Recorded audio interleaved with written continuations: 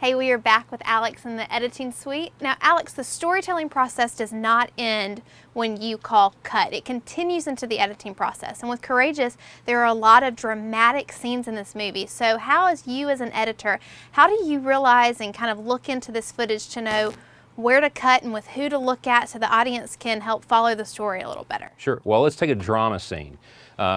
If there's a dramatic conversation between somebody and I have two people talking, I imagine myself sitting there near them and I ask myself, when these lines are spoken, who do I want to be looking at? Sometimes if somebody's saying something, you're looking at them, but if they say something profound, you want to turn and see what the other guy's expression is, how he's responding. So as I'm sitting there, I imagine myself and say, okay, this guy's saying something pretty profound. At what point would I want to turn and see how this guy is processing this? And then I turn back and look at the guy that's talking. And so I just imagine myself sitting there in the conversation, and whatever I would naturally want to look at is how I try to edit. Now, of course, you have some limitations. You always want the best performance as well, but as an editor, you want to tell the best story you can to pull the audience in and engage them as much as possible. So if it's a dramatic scene, I just ask myself, what do I want to see? And then I try to show that to the audience.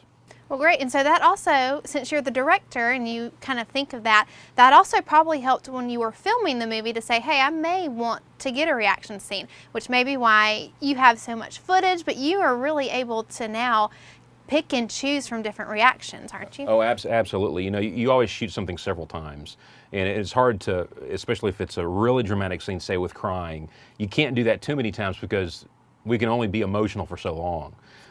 So you try to get the best pieces that you can, and then you just sit there and you say, okay, what do I want to be looking at? What would the audience want to see? And then that's what you give them.